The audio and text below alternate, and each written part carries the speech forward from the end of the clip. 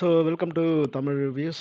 So இன்னைக்கு வந்து நம்ம சில முக்கியமான விஷயங்களை பேச போகிறோம். அதில் ஃபஸ்ட்டு நம்ம பார்க்க வேண்டியது என்னன்னாக்கா, சவுக்கு சங்கர் அண்ட் மாரிதாஸ் இவர்கள் 2 பேரும் 2 நாளைக்கு முன்னாடி, அதாவது விஜய் அவர்கள் கன்ஃபார்ம் பண்ணிட்டாரு, இல்லை நான் வந்து கூட்டணிக்கு வரல அப்படின்னு சொல்லிட்டு கன்ஃபார்ம் பண்ண கையோட ஒரு அவதூறுகளை பரப்ப ஆரம்பிச்சிட்டாங்க. என்ன அவதூறு அப்படின்னாக்கா, கரூரில் வந்து அவங்க உண்மையிலேயே ஜனநாயகன் ஷூட்டிங் பண்ணாங்க, அதில் ஃபுட்டேஜஸ் இருக்குது அப்படின்னு சொல்லிட்டு. ஆக்சுவலாக இந்த பர்டிகுலர் நெரேட்டிவை கிட்டத்தட்ட ஒரு 2 மாதம் 3 மாதத்துக்கு முன்னாடி நக்கீரனே ஸ்டார்ட் பண்ணிட்டாரு. நக்கீரன் என்ன சொன்னார்னாக்கா, சில ஃபுட்டேஜஸ் எல்லாம் எடுத்து வச்சுட்டு அவனுங்க வந்து பயங்கரமாக அங்கேருந்து நைட்டு அது கூட அந்த கரூரில் இன்சிடென்ட் நடந்ததுன்னு நைட் 7:30 இருக்கும். ஓகேவா, 7 o'clock தான் அவர் வெளியே வராரு. 7லேருந்து 7:30 ஒரு ½ an hour தான் இருக்கும். அதில் நைட்டில் என்னத்தை நைட் ஷூட் பண்ண போகிறாங்கன்னு எனக்கு சுத்தமாக புரியல. நைட் ஷூட்டில் பண்ண ஷூட்டிங் எடுத்தாங்க, அவ்வளோ ஃபுட்டேஜஸ்லாம் எடுக்கப்பட்டது. அந்த ஃபுட்டேஜை வந்து ஜனநாயகன் படத்துக்கு வந்து கொண்டு வர போகிறாங்க அப்படின்னு சொல்லிட்டு. ஜனநாயகன் படம் ஆல்மோஸ்ட் அதுக்கு முன்னாடி முடிஞ்சிச்சு. அதுக்கப்புறம் வந்து போஸ்ட் ப்ரொடக்ஷன் ஒர்க் தான் நடந்தது. இந்த ஃபுட்டேஜை எடுத்து ஜனநாயகத்தில் படத்தில் போட போகிறாங்க. அதனால வந்து அவனுங்க ஷூட்டிங் நடத்தினானுங்க. அதுக்கப்புறம் அது மட்டும் இல்லாமல் அவங்களுடைய அதாவது அந்த பஸ்ஸுக்குள்ளேயும் அந்த காருக்குள்ளேயும் வந்து பெண்கள் எல்லாம் இருந்தாங்க. அதுக்கப்புறம் இது இருந்தாங்க அது இருந்தாங்கன்னு மேனிக்கு கண்ட மேனிக்கு வந்து ஒரு கதையை கட்டி விட்டாரு நம்மளுடைய நக்கீரன் அவர்கள். ஸோ அவர் இது போல் தான் கதை கட்டது இப்போ தான் ஃபஸ்ட் டைமானாக்கா. அது மட்டும் இல்லை, இது போல் கான்ஸ்பிரசி தெரியெல்லாம் பயங்கரமாக சொல்லிட்டு இருப்பார். அவருக்கு வந்து பார்த்தீங்கன்னாக்கா ஒரு ஒரு அமிலம் சுரக்குன்னு நினைக்கிறேன் மூளைக்குள்ள. அந்த மூளைக்குள்ள அந்த அமிலம் சுரந்த உடனே அது என்ன போதன்னு தெரில, கஞ்சா அடிக்கிறாரா இல்லை வேற எதனா கருமத்தை சாப்பிட்றாரான்னு தெரில. அதை உள்ளே போட்டான்னா போதும், அவர் இஷ்டத்துக்கு வந்து அப்படியே அப்படியே இஷ்டத்துக்கு பேசிட்டு போயிட்டே இருப்பார். அதுபோல் அன்னைக்கு அவர் பேசியிருந்தார். எந்த விதமான ஒரு சின்ன எவிடன்ஸும் கிடையாது, அங்கே ஷூட்டிங் தான் பண்ணாங்க அப்படின்னு சொல்லிட்டு. அதுக்கப்புறம் போட்டு அடித்த உடனே அதை கம்முன்னு போயிட்டாருன்னு வச்சுக்கந்தால. இப்போது அதே ஒரு அந்த ப்ரொபகண்டாவே சவுக்கு சங்கரும் கொண்டு வந்தார். சவுக்கு சங்கர் என்ன சொல்கிறாரு இப்போ வந்துனாக்கா, இல்லை உண்மையிலே அங்கே ஷூட்டிங் நடக்கப்பட்டது, அந்த ஷூட்டிங்க்கான ஃபுட்டேஜ் என்ன அதுனாக்கா, இதோ பாருங்க நான் உங்களுக்கு ஃபுட்டேஜ் தரேன் அப்படின்னு சொல்லி ஒரு ஃபுட்டேஜை எடுத்து போட்டு அவர் காட்டியிருந்தார். அந்த ஃபுட்டேஜ் ஆக்சுவலாக பார்த்தீங்கன்னா யூடியூப்லேயே இருக்குது. யூடியூப்பில் இருக்கிற ஃபுட்டேஜ் எடுத்து வந்து போட்டு காட்டுட்டு, நான் வந்து உண்மையிலேயே இங்கே நடந்த ஒரு ஃபுட்டேஜ் தான் இது அப்படின்னு சொல்லிட்டு சவுக்கு சங்கரோட இது எடுத்துடலாமே அஃபிஷியல் இதில். எங்கே கொஞ்ச நேரத்துக்கு முன்னாடி இருந்தது பார்த்துருந்தேனே. ஓகே, திடீர் மும்பை பயணம் இதே தான். கொஞ்ச நேரம் வெயிட் பண்ணியிருந்துருவோம் போல இருக்கு. எப்படியாச்சும் டிஎம்கேல ஏடிஎம்கேக்குள்ளே வந்துடுவார், அங்கே வந்து பாஜக எப்படி எடுத்து அழுத்தம் கொடுத்து கொண்டு வந்துடும், அதுக்கப்புறம் வந்து நம்ம பேச வேண்டிய அவசியம் இல்லை அப்படின்னு நினச்சிருப்பாரோ என்னான்னு தெரில. இப்போ திடீர்னு வந்து அவருக்கு வரவே முடியாது அப்படின்னு சொல்லிட்டு அங்கே சொன்னதுனால இப்போ சவுக்கு சங்கர் அவர்கள் அவர் இஷ்டத்துக்கு பேச ஆரம்பிச்சிருக்காரு. அது கூட சேர்ந்து மாரிதாசன் பாருங்கள் நான் ஃபுட்டேஜ் காட்டுறேன் பாருங்கள், ட்ரோன் ஷாட் காமிட்டு. டேய், ட்ரோன் ஷாட் எடுத்து வாய்ப்பு இருக்குடா. அங்கே தான் ட்ரோன்ஸ் வந்து கிட்டத்தட்ட 6 ட்ரோன்ஸ் சுற்றி இருந்தது. இந்த பக்கம் 3 அந்த பக்கம் 3 அப்படின்னு சொல்லிட்டு. ஸோ அதுவும் இதுதான். அதுக்கப்புறம் வந்து அவங்க சேனல்லே டெலிகாஸ்ட்டும் பண்ணாங்க. டிவிக்கு ஐடிவிங்குக்கான ஒரு சேனல்ஸ் இருக்குது. அந்த சேனல்ஸில் அவங்க லைவ் டெலிகாஸ்ட் பண்ணுறாங்க. இப்போல்லாம் மக்கள் வந்து இந்த புதிய தலைமுறை அது இதுன்னு சொல்லிட்டு எந்த ஒரு சேனலும் பார்க்கறது கிடையாது. டேரெக்டாக வந்து யூடியூப்பில் டிவிகேக்குன்னு அஃபிஷியலாக ஒரு சேனல் இருக்குது. அந்த சேனல் தான் கிட்டத்தட்ட மில்லியன் கணக்கில் வந்து வியூஸ் போகுது அவர் வந்து லைவில் போகும்போது. ஸோ அதுக்கான கேமராஸ் எக்யூப்மெண்ட்ஸ் எல்லாம் வந்து ஒரு டீமே இருக்குது. அந்த டீமையும் அவங்க வந்து வீடியோ போட்டு காமிச்சாங்க. கிட்டத்தட்ட ஒரு 3 கேமராவோட கொண்ட ஒரு டீம் வந்து ஒரு வேனுக்குள்ளே வந்து இயங்கிட்டு இருக்கு. ஸோ அதெல்லாம் வந்து தெரிஞ்ச ஒரு விஷயம் தான். இவனுங்க என்ன பண்ணுறாங்க, அந்த டீமே வந்து ஷூட்டிங் டீம் நினச்சிருக்காங்க. டே, அது ப்ராட்காஸ்ட் பண்ணுற டீம்ல ஷூட்டிங் டீம் வேறு, ப்ராட்காஸ்ட் பண்ணுற டீம் வேறு. ஒரு ஷூட்டிங் கேமராவை கேமராவோட வெயிட் என்ன இருக்குது, அந்த கேமராவை அப்படியே பிடிச்சிட்டு போக முடியும். அந்த அந்த பர்டிகுலர் கேமராவோட குவாலிட்டி என்ன, இவங்க ப்ராட்காஸ்டிங்காக பண்ணுற கேமராவோட குவாலிட்டி என்ன அப்படின்னு சொல்லிட்டு எந்த ஒரு என்ன சொல்கிறது, அந்த பேசிக் காமன் சென்ஸும் இல்லாமல் யூடியூப்பில் லைவில் போன அந்த ஃபுட்டேஜ் எடுத்துட்டு மானிட்டைஸ் சார்ஜெல்லாம் எடுத்துகிட்டு வச்சுட்டு இவங்க வந்து உண்மையிலேயே இதுக்கு தான் பண்ணாங்க அப்படின்னு சொல்லிட்டு நிரூபிக்கிறதெல்லாம் தேவையில்ல, அதெல்லாம் கொளுத்தி போட்டால் போதும் அப்படின்ற ஒரு இதுதான். அந்த பாருங்க, it is entirely false that any footage of Janagayan was shot in Namakkal and Karur. No evidence was removed from the campaign vehicle. The narrative is completely fabricated. The specific reason is why my arrival will cause delays from the state. Okay, இதெல்லாம் வந்து சவுக்கு சங்கர் நான் திருந்திட்டேன்னா நான் திடீர்னு பார்த்தா இது போல சொல்லி வச்சுக்காரு. Okay. So what star press okay. இது வந்து புதுசா இருக்கு. மார்ச் 19 அந்த ஆளு யாரு குடிச்சுப்புட்டு என்னதான் பண்றாருன்னு தெரியல. ஒரு நாளைக்கு இப்படி பேசுறாரு, ஒரு நாளைக்கு எப்படி பேசுறாரு. ஸோ இது வந்து புதுசா இருக்கு. ஸோ அந்த விஷயத்த கையில் எடுத்து சவுக்கு சங்கரும் மாரிதாசும் பேசினாங்க அந்த கிளிப்ஸ் எடுத்து. ஸோ அதை பார்க்கும்போதே தெரிஞ்சுது அது வந்து பக்காவணும் ஒரு ஃப்ராடுத்தனம் அப்படின்னு சொல்லிட்டு. ஸோ அதை மக்கள் யாரும் நம்பவும் இல்லை, நம்பவும் மாட்டாங்க. ஸோ அதுக்கப்புறம் பார்த்தீங்கன்னாக்கா இந்த நாச்சியார் அப்படின்னு சொல்லிட்டு ஒருத்தர் இருந்தாங்கல்ல, திடீர்னு பார்த்தா அவங்க சங்கீதா வந்து ஆம், என்ன விஜய் அன்னைக்கு தான் சொன்னாருனாக்கா, இது என்னுடைய பர்சனல் பிரச்சனை. அந்த பிரச்சனையை நான் பார்த்துக்கிறேன். நீங்க வந்து நம்ம மக்களுக்காக இயங்கத்துக்கு வந்திருக்கோம். நீங்க மக்களோட இதுல வந்து நீங்க பங்கெடுத்துங்க. அந்த மக்கள் சேவை பண்ற விஷயங்கள நீங்க பாருங்க. இது நீங்க இங்க முட்டு குடுத்தோ, இல்ல சோசியல் மீடியாவுல எனக்காக பேசியோ, வருத்தப்படக்கூடிய அளவுக்கு பெரிய விஷயம் இல்ல. இது என்னுடைய சம்மந்தப்பட்ட விஷயம். நீங்க விட்டுருங்க. நான் பார்த்துக்கிறேன் அப்படின்னு சொல்லிட்டு சொன்னாரு. ஸோ அதுக்கு இவங்க என்ன சொல்றாங்கன்னாக்கா, அது எப்படி இங்க சாதாரணமான விஷயமா விட முடியும்? சங்கீதா அவர்கள் பாதிக்கப்பட்டிருக்காங்க. அது வந்து சாதாரண ஒரு விஷயமா, ஒருத்தர் ஒரு விஷயமா, வருத்தப்படுற அளவுக்கு. ஏம்மா அது வந்து நீங்க அதாவது மக்களாகிய நாம வருத்தப்படக்கூடாதுன்னு அவர் சொன்னாரா கண்டி? நான் வருத்தப்பட மாட்டேன் அப்படின்னு சொல்லிட்டு சொல்ல. அது என்னுடைய பர்சனல் இஷ்யூஸ். நான் பார்த்துக்கிறேன். நீங்க மக்களோட வேலையை பாருங்க அப்படின்னு சொல்லிட்டு தான் அன்னைக்கு விஜய் சொன்ன ஒரு ஸ்டேட்மெண்ட். அந்த ஸ்டேட்மெண்ட்டை வந்து ஐயோ அந்த ஸ்டேட்மெண்ட் எனக்கு பிடிக்கல. இது வந்து பார்த்தீங்கன்னாக்கா ரொம்ப இதுவாக இருக்கு. அப்படின்னு சொல்லிட்டு நான் கட்சியை விட்டு வெளியே போறேன் அப்படின்னு சொல்லிட்டு சொன்னாங்க. ஏய் என்னடா இது பயங்கரமான ட்ரெண்டிங்கா இருக்கு. என்ன பண்றதுக்குனாக்கா நேரா வரானுங்க புது கட்சி ஏதாச்சும் ஆரம்பிச்சா அங்க ஒரு 10 நாள் 15 நாள் இருக்கானுங்க. அதுக்கப்புறம் வந்து அந்த கட்சியை பத்தி அவதூறா பேச வேண்டியது. அதுக்கப்புறம் ஆளுங்கட்சி கூட போயிட்டு சேர்ந்துக்க வேண்டியது. சேர்ந்துட்டு பாருங்க நான் வந்து பார்த்தீங்கன்னாக்கா அங்க இருந்தேன். அங்க எனக்கு வந்து மதிப்பு தரல, மரியாதை தரல. நான் அங்கேருந்து இங்க வந்துடுறேன் அப்படின்னு சொல்லிட்டு அப்படியே ஒரு ஃபேப்ரிகேட்டடா ஒரு விஷயத்த காமிச்சிட்டு அப்படியே உள்ள போயிடுது.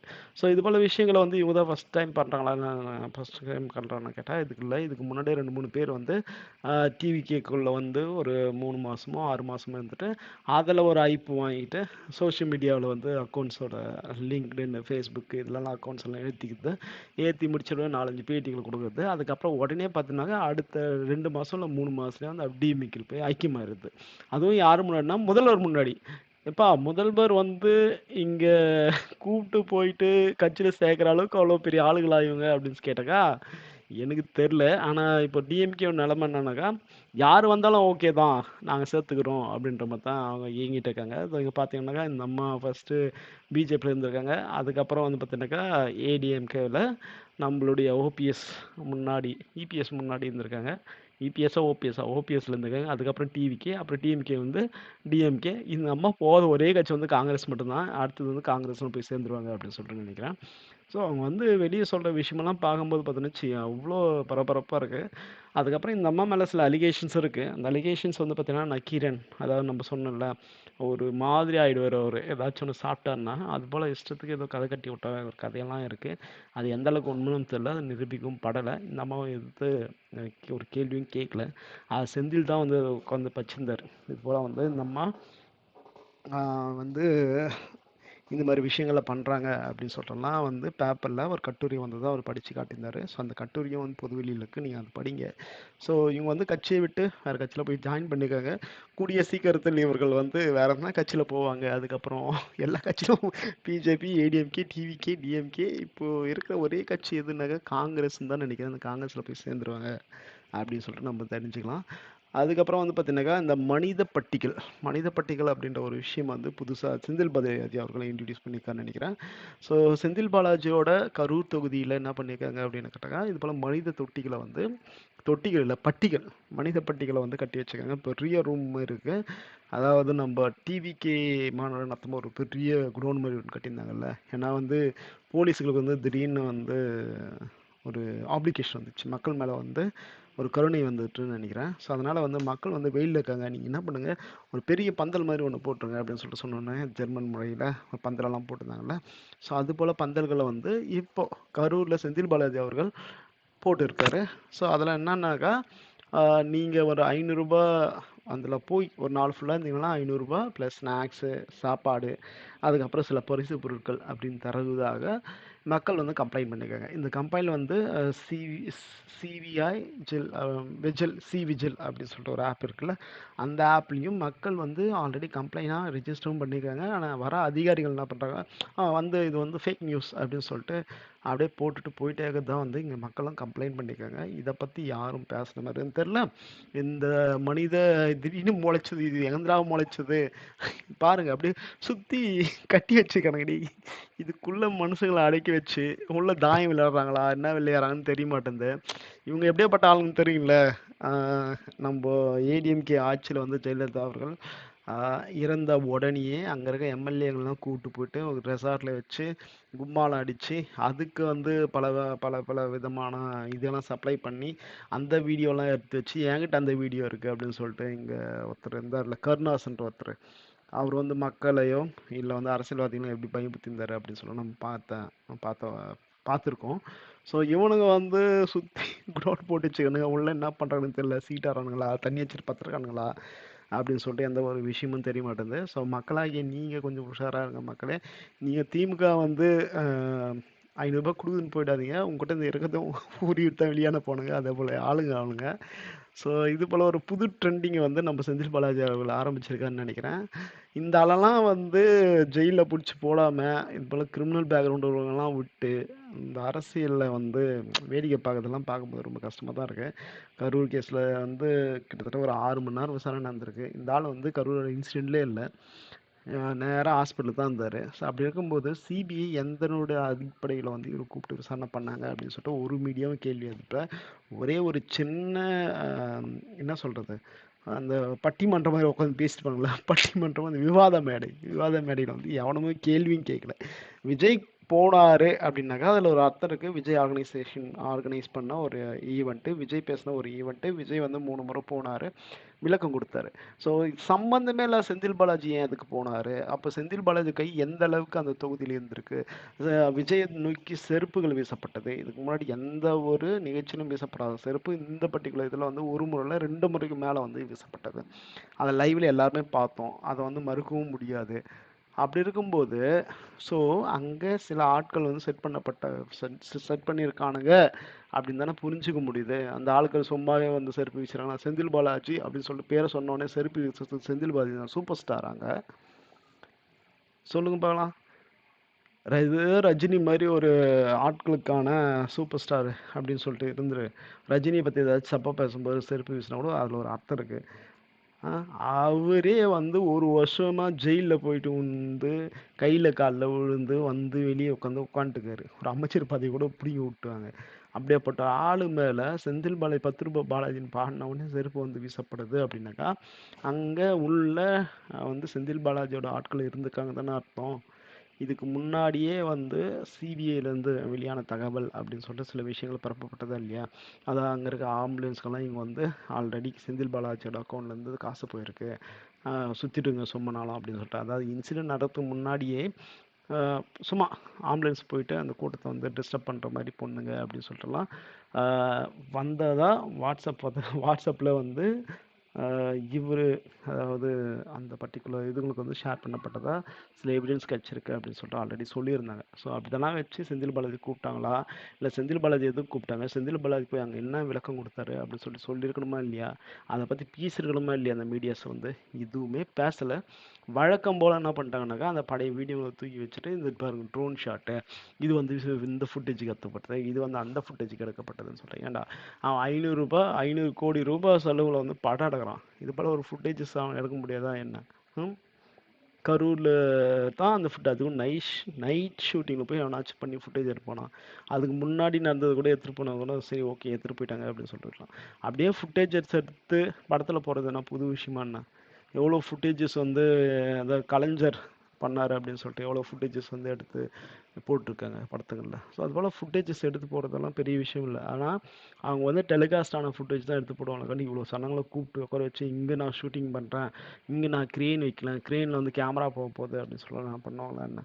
உண்மைக்கு புறமான விஷயங்களை பேசுறதுக்காகவே சோஷியல் மீடியா யூஸ் பண்ணிட்டு சில பேர் இருக்கிறதுனால தான் இங்கே சோஷியல் மீடியா அப்படின்னாலே ஆல்ரெடி அலைன்ட் ஆகிட்டுருக்கு. அதாவது இந்த கட்சிக்கு இந்த சோஷியல் மீடியா, இந்த கட்சிக்கு இந்த சோஷியல் மீடியா அப்படின்னு சொல்லிட்டு already full and full align ஆகிட்டு சில பேர் ஒர்க் பண்ணுறது நம்மளால் பார்க்கவும் முடியுது. ஸோ அது போல் விஷயங்கள்லாம் இங்கே நடந்துட்டுருக்கு. அதுக்கப்புறம் நம்ம முக்கியமாக பேச வேண்டிய ஒரு விஷயம் அப்படி என்னன்னாக்கா, நம்மளுடைய விசிகா விசிகாவுக்கு வந்து எத்தனை தொகுதிகள் ஒதுக்கப்படுகிறது அப்படின்னு சொல்ற ஒரு கேள்வி வந்து மிகப்பெரிய கேள்வியாக சுற்றிட்டு இருக்குது. கிட்டத்தட்ட 6 தொகுதிகள் அப்படின்னு சொல்லியிருக்காங்க. இவங்க அட்லீஸ்ட் ஒரு 10 தொகுதியான கொடுங்க அப்படின்னு சொல்லிட்டு தான் கேட்டிருக்காங்க.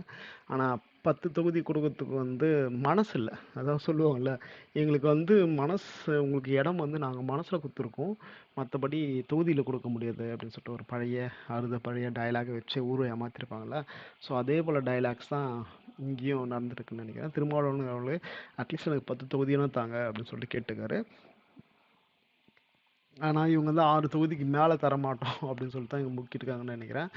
ஆல்ரெடி பார்த்தீங்கன்னாக்கா இங்கே இருந்த கம்யூனிஸ்டுகளுக்கான தொகுதிகளே வந்து ஒற்றை இலக்க எண்கள் தான் தந்திருக்காங்க. 5 6ன்னு தெரில, அதனாச்சும் நம்ம ஞாபகம் வச்சு சொல்லுது. அவங்க பண்ண செயல்களுக்கெல்லாம், அதாவது கம்யூனிஸ்ட் இந்த மக்களுக்கு செய்தில்ல, அதையே வந்து அவங்க பெருசாக அட்வர்டைஸ்மெண்ட் பண்ணாலோ இல்லை அதை பற்றி பேசியிருந்தாலோ அந்த கட்சி எப்போ வளர்ந்து மேலே போயிருக்கும். டிஎம்கேலாம் சாப்பிட்டு மேலே போயிருக்கும். ஆனால் அந்த கட்சியில் என்னதான் பிரச்சனைன்னு தெரில, அவங்க பண்ணுற விஷயங்களே பேச மாட்றாங்க. இவனுங்க பண்ணாத விஷயத்தையே நாங்கள் இதை பண்ணோம் அதை பண்ணோம் அப்படின்னு சொல்லி பேசுகிறேன். இவனுங்க பேசி பேசி பேசி ஊதி ஊதி பேசாக்கணுங்க. ஆனால் இது போல் கம்யூனிஸ்ட் போல ஒன்ற இயக்கங்கள் எவ்வளோ பெரிய நல்லதெல்லாம் இந்த மக்களுக்கு பண்ணியிருக்கு, தமிழ்நாட்டு மக்களுக்கு பண்ணுது. காலத்தில் வந்து 20 வருஷம் 30 வருஷம் நின்று போராடி இருக்கு. ஆனால் அந்த கட்சியில் என்ன பிரச்சனைனே தெரிய மாட்டேங்குது. இதெல்லாம் எடுத்து பேசுறதுக்கு ஆள் இல்லை.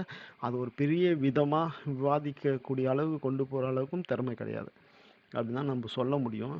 அதுபோல் வந்து அவங்க பண்ண விஷயங்கள்லாம் பார்க்கும்போது ரொம்ப உள்ள இருக்குது. ஆனால் இப்போ பார்த்தீங்கன்னா ஒற்றை இலக்க எண்கள் தான் கேட்டிருக்காங்க. அதே போல் திருமாவளவன் இந்த ஆட்சிக்கு இவ்வளோ வந்து முட்டு கொடுத்துருப்பாரு. எத்தனை தடவை வந்து இந்த ஆட்சியை வந்து அந்த எம்ப்ரேஸ்மெண்ட் அப்படின்னு சொல்லுவாங்களா, அந்த போல் விஷயத்துலேருந்து காப்பாற்றி கொடுத்துருக்காரு. வேங்கை வயலாக இருக்கட்டும், வேங்கை வயலில் வந்து எவ்வளோ டைலூட் பண்ண முடியும் அவ்வளோ டைலூட் பண்ணார். அதுக்கப்புறம் வந்து பார்த்தீங்கன்னா மேல் பாதியில் இப்போ கூட அந்த கோயிலுக்குள்ளே போக முடியல. போலீஸ் நிப்பாட்டி வச்சு அந்த கோர்ட் வந்து உத்தரவு பண்ணியிருக்கு கூட்டு போங்க அப்படின்னு சொல்கிறாங்க. ஆனால் கோர்ட் உத்தரவையும் தாண்டி இன்னும் அங்கே கூட்டு போக முடியல. ஸோ அதுபோல் வந்து பல விஷயங்களில் தலித்துக்கு எதிரான விஷயங்கள், குற்றங்கள் வந்து பார்த்தீங்கன்னாக்கா இந்த ஆட்சியில் அபாண்டமாக நடந்திருக்கு. அந்த குற்றங்கள்லாம் எதிர்த்து கேள்வி கேட்கல திருமாவளவன், எப்பவுமே கேள்வி கேட்கல. நம்ம கடந்து போனோம் பிஜேபி உள்ள வந்தோம், பிஜேபி உள்ள வந்தோம். அந்த ஒரே ஒரு டயலாகை வச்சு இவர் எத்தனை தடவை முட்டு குத்து இந்த அரசை வந்து காப்பாற்றிருப்பார். அதையும் தாண்டி தான் நாங்கள்லாம் பேசிட்டு இருக்கோம். ஸோ இந்த ஆட்சி வந்து 2 வருஷம் வந்து நம்ம எந்த விமர்சனமும் வைக்கல. இந்த விமர்சனம் வைக்கப்பட்ட நாட்கள் எதுனாக்கா இந்த வேங்கை வயலில் இவங்க ஹேண்டில் பண்ண பிரச்சனை, அதெல்லாம் டைல்யூட் பண்ணி அப்படியே நீர்த்து போகிறதுக்கு முக்கியமான காரணமே வந்து திருமாவளவன் போன்றவர்கள் தான். அந்த இடத்துல வந்து எந்த வித பெரிய போராட்டமும் பண்ணாமல், ஒரு பெரிய விஷயமா அங்கே பேசப்படாமல், எது எடுத்தாலும் அப்படியே பிஜேபி அப்படின்னு சொல்லிட்டு ஒரு பொம்மையை காமிச்சு இங்கே வந்து அந்த அந்த குரலி வித்தை காட்டுவாங்கன்னு சொல்ல, அந்த குரலி வித்தை காட்டி சில விஷயங்களை அவங்க பண்ணியிருந்தாங்க. ஸோ அந்த குரலி வித்தை எந்த அளவுக்கு ஒர்க் அவுட் ஆகும்னு தெரில. ஸோ அவ்வளோ அவங்களுக்கு செஞ்சுருக்காங்க, ஓகேவா. ஆனால் அவங்கள வந்து ஒரு கொடிக்காட்டம் நடவில்லை. அந்த கட்சியை வளர விடாமல் அந்த கட்சியில் இருக்கிற எம்எல்ஏங்கள் பார்த்தோன்னு வச்சுக்கேன், ஏதாச்சும் ஒரு விவாத நாளில் எங்கேயாச்சும் அவங்களுக்கு பாருங்கள், ஃபுல் அண்ட் ஃபுல் டிஎம்கேக்கு மட்டும் கொடுத்துருப்பாங்க. இந்த ஸ்பெஷலி இந்த ஆனூர் சானவாசன் ஒருத்தர் இருக்காரு, அப்புறம் இன்னும் 2 பேர் இருக்காங்க. ஸோ அவங்களாம் பார்த்தோன்னு வச்சுக்கேன், அதாவது ஒரு கட்சி இவங்க வந்து விசிகால்னு போனாங்க அப்படின்னா வந்துடுவாங்க. அங்கே டிஎம்கேன்னு பேனலில் ஒருத்தர் இருப்பான், அவனுக்கு ஒன்றுமே பேசவே தெரியாது, தத்தி மாதிரி பேசிட்டு இருப்பான். ஆனால் இவங்க வந்தோடனே இவங்க என்ன பண்ணணும், இவங்க அதாவது விசிகா எந்த அளவுக்கு அந்த மக்களுக்கு சப்போர்ட் பண்ணுது, இல்லை எந்த அளவுக்கு எந்த விசிகாவோட கோணம் என்ன இந்த பர்டிகுலர் இஷ்யூவில் அப்படின்னு சொல்லிட்டு பேச மாட்டாங்க. யாராச்சும் திமுக வந்து குற்றம் சொல்லிட்டாங்கனாக்கா உடனே திமுகவுக்கு எதிராக நின்று கம்பு சுற்றுற வேலையை தான் இவங்க பண்ணிட்டு இருப்பாங்க. அந்த மாதிரி வேலைகள் பண்ணி தான் இப்போது அந்த கட்சியில் இருக்கவங்கனாக்கா நீங்கள் டிஎம்கே கூட தான் போய் ஆகணும், அவங்க 1 குத்தாலும் சரி 2 குத்தாலும் சரி, அதை மட்டும் எங்களுக்கு குத்துருங்க. இப்போ ஆலூர் ஷானவாஸுக்கு வந்து 6 தொகுதி தான் தருதுன்னு வச்சுக்கேன் VCK. Aloor Shanavas is almost a part of DMK. அந்த ஆள் வந்து டிஎம்கேலே ஜாயின் பண்ணி ஒரு சீட் வாங்கலாம், ஆனால் வாங்க மாட்டார். ஏன்னா டிஎம்கே என்ன சொல்லுதுனாக்கா, ஓகே நாங்கள் என்ன பண்ணுறோன்னாக்கா, நீங்கள் எங்களுக்கு வேலை செய்யுங்க, ஆனால் நான் உங்களை வந்து நீங்கள் அதில் போய் ஜாயின் பண்ணீங்க, ஸோ அதில் வந்து சீட் தரல, அந்த சீட்டை ஒரு சீட் நீங்கள் வாங்கிட்டு போயிடுங்க, நாங்கள் வேணால் பரிந்துரை பண்ணுறோம் அப்படின்னு சொல்லிட்டு பரிந்துரை பண்ணுறாங்க. இந்த 6 சீட்டு பார்த்தீங்கன்னாக்கா திரும்ப இது போல் கொத்தடிமைகளுக்கு, அது ஆளு ஷானவாஸ் போன்ற கொத்தடிமைகளுக்கு வந்து தரப்படும். அவங்க வந்து என்ன பண்ணுவாங்கன்னா கடைசி வரையும் டிஎம்கேக்கு விசுவாசியாக இருந்துட்டு போயிடுவாங்க. ஒரு தலித் இஷ்யூவில் பேசுவாங்கன்னா பேச மாட்டாங்க. ஆனால் இவங்களுக்கு ஒதுக்கப்படுற தொகுதிகள் எல்லாம் பார்த்தீங்கன்னாக்கா வந்து தலித் தொகுதிகள், தலித்துகளுக்காக ஒதுக்க வேண்டிய தொகுதிகள். அதில் வந்து மக்கள் ஜெயிச்சு வரவங்க வந்து ஒரு இண்டிபெண்டாக ஜெயிச்சு வந்தால் கூட பரவாயில்ல, ஏதாச்சும் ஒன்று பண்ணுவாங்க. ஆனால் இவங்க வந்து ஜெயிச்சுட்டு என்ன பண்ணுவாங்கனாக்கா டிஎம்கே பண்ணுற எல்லா விதமான அட்டூழியங்களுக்கும் மூட்டு குத்துட்டு உட்காந்துருக்காங்க. ஸோ அந்த விஷயங்கள் தான் இவங்க பண்ணிட்டுருக்காங்க. அதனால் வந்து இவங்களுக்கு 2 சீட்டு வந்தால் என்ன, 4 சீட்டு வந்தா என்ன, 6 சீட்டு வந்தால் என்ன அப்படின்னு சொல்லிட்டு நம்ம சொல்ல தோணுது. ஸோ அது அவங்களோட டிசிஷன் தானே. ஸோ ஒரு வேற பலமையே உங்களால் பேசி ஏற்ற முடியல அப்படின்னாக்கா, இவ்வளோ நாட்கள் நீங்கள் கட்சி வச்சு என்ன புண்ணியம், ஏதாச்சும் ஒன்று பண்ணியிருக்கணும்ல. களத்தில் நாங்கள் இருக்கிறோம், 15 வருஷமாக இருக்கிறோம். நாங்கள் வந்து பார்த்தீங்கன்னாக்கா 10 வருஷம் என்ன சொல்லுவார், 30-40 வருஷம் இருக்கோம் நாங்கள் களத்தில் அப்படின்னு சொல்லுவார். 10 வருஷம் நாங்கள் போட்டியிடாமல் இருக்கோம் அப்படின்னு சொல்லிட்டு பேசாமல் இந்த 6 சீட்டு வாங்கிறதுக்கு நீங்கள் வந்து 6 சீட்டையும் வந்து நீங்கள் டிஎம்கேக்கு கொடுத்துட்டு உங்கள் அந்த எம்எல்ஏக்கள் ஆளுநர் ஷானவாஸ் போன்ற ஆட்களை வந்து டிஎம்கேல போய் சீட்டு வாங்கிக்கப்பா அப்படின்னு சொல்லிட்டு அமுச்சு விட்டு பேசாமல் நீங்கள் ஃப்ரீயாகவே நீங்கள் பண்ணலான்றேன் நான். உங்களுக்கு தான் வந்து இந்த அதிகாரமெல்லாம் ஒரு தேவையில்லாத ஒரு ஆணி மாதிரி ஒன்று தோணும்ல. பேசாமல் கட்சி கழிச்சிட்டு இப்போலாம் ஒரு இயக்கமாக நின்று செயல்படுங்க திருமாவளவன் அவர்களே அப்படின்னு தான் சொல்லணும். இதில் வந்து என்ன சொல்லுவார்னாக்கா, புதுசாக விஜய் வந்து புதுசாக ஆரம்பித்த உடனே முதலமைச்சர் ஆசைப்படுறாரு அப்படின்னு சொல்லிட்டு. வரவன்லாம் முதலமைச்சர் தான் ஆசைப்படுவான். ஒரு கட்சி ஆரம்பிக்கிறாங்கன்னாக்கா இந்த சீமான் மாதிரி அந்த கட்சி அடகு வச்சு வாங்கி சாப்பிட்ற ஆசைப்படுவாங்க. வரவங்க வந்து ஒரு கட்சி ஆரம்பிக்கிறவங்க வந்து தான் ஆட்சிக்கு வரணும், அதுக்காக என்ன வேலை செய்யணுமோ அந்த வேலையை தான் செய்வாங்க. அதுலேயும் அந்த ஆள் வந்து எந்த வித காம்ப்ரமைஸும் பண்ணாமல் பிஜேபி கொடுக்குற அழுத்தங்களுக்கெல்லாம் பார்த்தீங்கன்னா கிட்டத்தட்ட 500 கோடி ரூபாய் கண்ணுக்கு முன்னாடியே அந்த ஜனநாயகன் படத்தை வந்து 500 கோடி ரூபாய் இன்வெஸ்ட் பண்ணிட்டு அதை ரிலீஸ் பண்ண முடியாமல் இருக்கும். நம்ம ₹1 ₹2 இன்வெஸ்ட் பண்ணிட்டு ஐயோ அது எப்படா நம்ம வந்து ரிகவர் பண்ண போகிறோம் அப்படின்னு சொல்லிட்டு பயந்துருப்போம். ஆனால் அந்த ஆள் வந்து எந்த வித அழுத்தத்துக்கும் ஆட்படாமல் அந்த படமே ஓகே, அந்த படம் வந்து லேட்டாக ரிலீஸ் ஆனாலும் பரவாயில்ல அப்படின்னு சொல்லிட்டு அவ்வளோ ரிஸ்க் எடுத்துகிட்டு அங்கே நின்றுட்டு காலத்தில். ஆனால் இவர் என்ன சொல்லுவார்னா ஈஸியாக வந்து அவர் பார்த்தீங்கன்னாக்கா பிஜேபியோட கொத்தடிமை, பிஜேபியோட கைப்புள்ள, ஆர்எஸ்எஸ் பெற்ற பிள்ளை அப்படின்னு சொல்லிட்டு வாய்க்கு கொஞ்சம் கூட இந்த நாக்கு மேலே பல்லு போட்டு பேசாத அப்படின்னு சொல்லிட்டு பேசுவாங்க. அந்த மாதிரி அதாவது பகுத்தறிவுன்னது வந்து கொஞ்சமாச்சும் இருக்கணும் இல்லை. அந்த ஆள் வந்து எவ்வளோ அரசியல் காலத்தில் எந்த அளவுக்கு நிற்கிறாரு. இது போல ஒரே ஒரு அரசியல்வாதி டிஎம்கேல நிற்கிறாரா? அடுத்த இது இவ்வளோ இப்போ 3 தடவை கூப்பிட்டாங்களா விஜயா? இந்த 3 தடவை கூப்பிட்டதுக்கு போல வேற ஏதாச்சும் ஒரு அரசியல்வாதியை கூப்பிட்டு இருந்தாங்க அப்படியே போய் காலில் விழுந்துட்டு வந்துட்டுப்பாங்க. இங்கெல்லாம் வந்து எத்தனை ரைடு, அந்த ஒவ்வொரு ரைடுக்கு அப்புறமும் பார்த்தீங்கன்னாக்கா போய் நிர்மலா சீதாராமன், அமித்ஷா, மோடின்னு சொல்லிட்டு காலில் விழுந்துட்டு வரல. ஏன் முதலமைச்சர் அவங்க பையனை வந்து பிடிக்க போகிறாங்க, இடி ரயில் வந்து பையன் மருமகன்லாம் பிடிக்க போகிறாங்கன்னு சொல்லலாம், போய் காலில் விழுந்துட்டு வரல. 4 வருஷமாக போகாத கூட்டத்துக்கு 5வது வருஷம் போல அவர். அப்பெல்லாம் வந்து எங்கே உங்களுக்கு தெரியலையா இது ஆர்எஸ்எஸ் பெற்ற பிள்ளை தான் வந்து டிஎம்கே அப்படின்னு சொல்லிட்டு? அவங்க மேலெல்லாம் எந்த ஒரு விமர்சனமும் வைக்காம புதுசாக யார் கட்சி ஆரம்பித்தாலும் சரி வைத்தர்ஸில் போயிட்டு அவர் வந்து பார்த்தீங்கன்னாக்கா டிஎம்கே அதாவது ஆர்எஸ்எஸ் பெற்ற பிள்ளை தான் வந்து டிவிகே அப்படின்னு சொல்லிட்டு கொஞ்சம் கூட நான் மனசாட்சியெல்லாம் அவன் பேசுகிற விஷயமெல்லாம் பார்த்தியா, அதெல்லாம் மக்கள் பார்த்துட்டாங்க. அது ரொம்ப அருவருப்பாக இருக்குது. ஒரு 40 வருஷம் எக்ஸ்பீரியன்ஸ் இருக்கிற ஒரு ஆள் பேசுகிற பேச்சு மாரியே தெரில, ஏதோ தற்கூரி பேசுகிற பேச்சு மாரி பேசிட்டு இருக்கீங்க திருமாவளவனார். ஒரு விஷயம் எப்படி அணுகணும்னு உங்களுக்கு சொல்லி தரணுமா என்ன? 40 வருஷமா இருக்கிறீங்களா அரசியலில்? ஒருத்தன் வந்து அவ்வளோ இன்வெஸ்ட்மெண்ட் பண்ணிட்டு முடியவே முடியாது.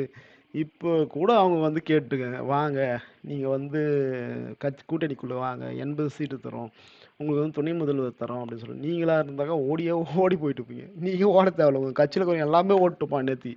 கட்சி தூக்கிட்டு போய் அடங்க வச்சுட்டு ஓகே நாங்கள் இங்கே ஜாயின் பண்ணிக்கிறோம் அப்படின்னு சொல்லிட்டு. இது ஆனால் கேட்டாக்கா பிஜேபி உள்ளே வந்துடும். பிஜேபி தான் ஆல்ரெடி உள்ளே வந்துட்டு இருக்குது. அங்கே ஒன்றுமே கிழிக்க முடியல நார்த் இந்தியாவில் இவ்வளோ பேருக்கு சேர்ந்து கூட. ஸோ அதனால் அந்த பிஜேபி உள்ளே வந்துடும் அப்படின்ற ப்ரொபகண்டா வந்து விஜய் ஆல்ரெடி அடிச்சு நொறுக்கிட்டே இருந்தான்னு நினைக்கிறேன். ஸோ விஜய் வந்து இந்த தேர்தலில் வந்து பிஜேபியை எந்த அளவுக்கு எதிர்க்கிறார் அப்படின்னு சொல்லிட்டு நம்ம எல்லாருமே கண்கூட பார்த்துருக்கோம். எந்த அளவுக்கு டிஎம்கே பிஜேபிக்கு ஒத்து ஊதுது அப்படின்னு நம்ம பார்த்துருப்போம். ஏடிஎம்கே வந்து சொல்லவே தேவையில்ல, ஆல்ரெடி கூட்டணியே வச்சுட்டுது. இது வந்து ஒரு நேர் கூட்டணி, இது ஒரு கள்ள கூட்டணி.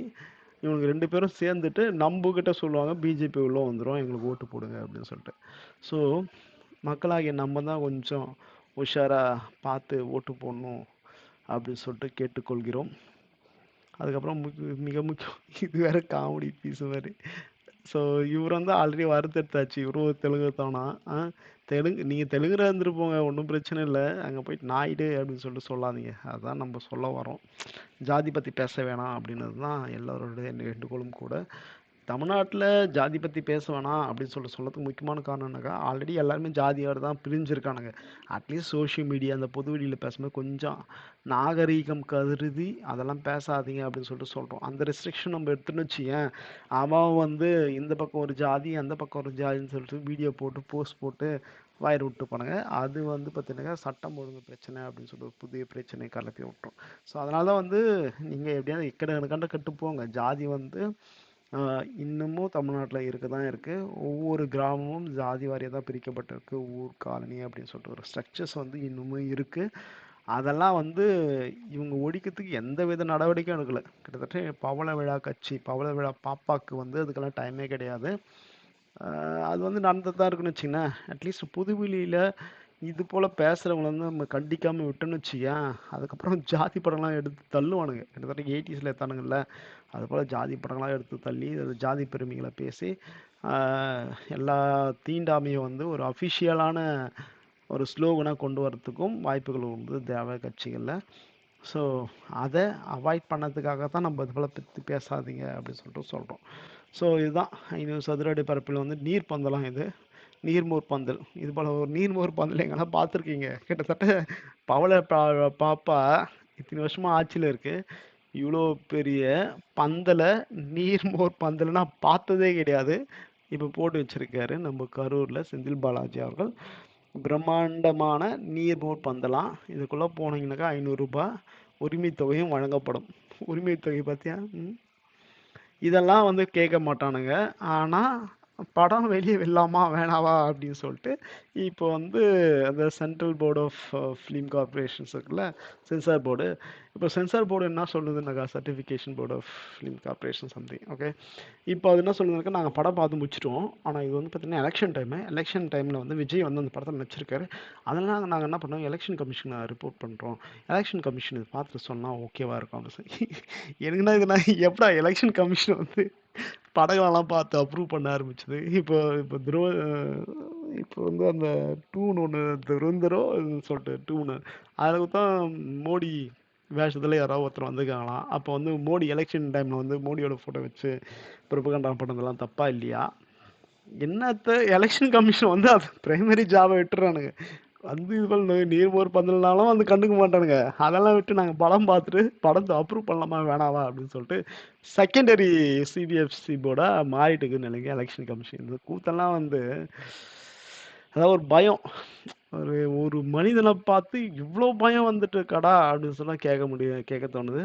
அதுக்கப்புறம் புதுசாக நேற்று பார்த்தீங்கன்னா ஒரு ஆர்டர், அதாவது என்னன்னாக்கா ஆண்டு விழாக்கள் நடக்கிற டைமில் இது மார்ச் ஏப்ரல் மே வந்து பள்ளி ஆண்டு விழா நடக்கிற டைமு. இந்த டைமில் வந்து என்னன்னாக்கா விஜய் பாட்டு போட்டு டான்ஸ் ஆடக்கூடாது. என்னடா இது? விஜய் கிட்டத்தட்ட 70 படத்துக்கு மேலே நடிச்சிருக்காரு. எல்லாமே அவர் நடிச்சது இல்லை. நிறைய படங்கள் ஹிட்டான பாட்டுகள்லாம் பார்த்தீங்கன்னா குத்து படம் தான் இருக்கும். பசங்க போட்டு டான்ஸ் தான் ஆடுவானுங்க. இதை போயிட்டு பள்ளிக்கூடத்தில் நீங்கள் பாடாதீங்க, அதை வந்து இன்ஃப்ளூயன்ஸ் பண்ணுது. பள்ளிக்கூடத்தில் இருக்குதுன்னாங்க. பள்ளிக்கூடத்தில் வந்து மைனஸ் தாங்க இருப்பாங்க பள்ளிக்கூடத்தில். அவங்களே இன்ஃப்ளூயன்ஸ் ஆகுது, நீங்கள் போடாதீங்க, அதை வந்து பாட்டு போடக்கூடாது அப்படின்னு சொல்லி எலெக்ஷன் கமிஷன் அந்த அளவுக்கு வலியுறுத்தலோ பண்ணியிருக்காங்க ஸ்கூல்ஸுங்களுக்கு. ஆனால் பசங்க கேட்பாங்களா? பசங்க என்ன பண்ணுறாங்கன்னாக்கா, சரி ஓகே பண்ணக்கூடாதா, சரி நாங்கள் ரிஹர்சல் பண்ணுறோம். எங்கே ரிஹர்சல் பண்ணுறோம்? ஸ்கூல்லாம் வெளியே ரிஹர்சல் பண்ணுறோம் அப்படின்னு சொல்லிட்டு வெளியே நின்று ஆடி ஃபோட்டோ எடுத்து போட்டுக்கோங்க. ஆனால் கல்லூரிகளில் வந்து தடுக்க முடியுமா அப்படின்னு சொல்லிட்டு தெரியல. கல்லூரிகள் எல்லாமே மேட்சஸ்.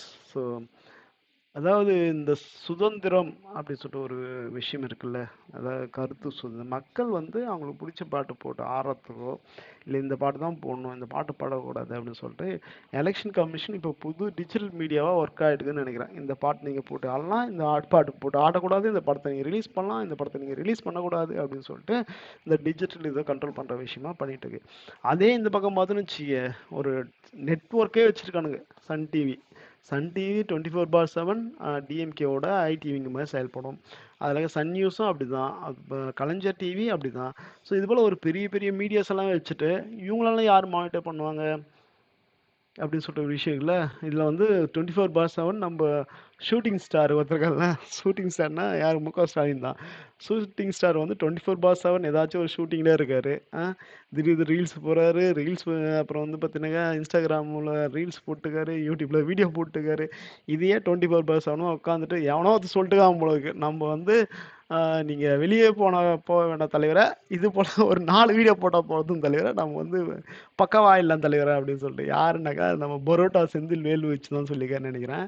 ஸோ இது போல் நீங்கள் ஒரு 4 வீடியோ நச்சுன்னு 4 வீடியோ மட்டும் எடுங்க, நம்ம டச்சுன்னு வின் பண்ணிடலாம் அப்படின்னு சொல்லிட்டு எவனோ ஒருத்தன் ஐடியா கொடுத்து அந்த ஆள் வந்து பார்த்தீங்கன்னாக்கா 24/7 ஷூட்டிங் ஸ்பாட்லேயே உட்காந்துருக்காரு.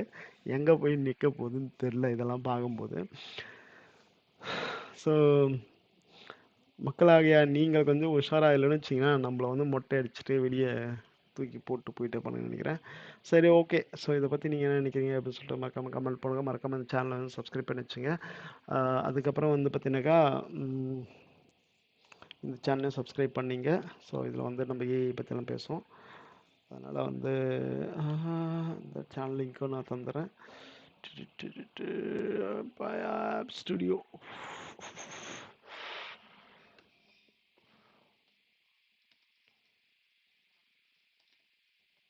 ஸோ டெக்னிக்கல் வீடியோ பார்க்குறோம் அப்படின்னு சொல்லிட்டு நினைக்கிறவங்க வந்து இந்த சேனலை சப்ஸ்கிரைப் பண்ணி வச்சுங்க. இதில் டெக்னிக்கல் வீடியோஸ்லாம் நம்ம வந்து டெய்லி போடுவோம். Okay, otherwise thank you so much for joining year and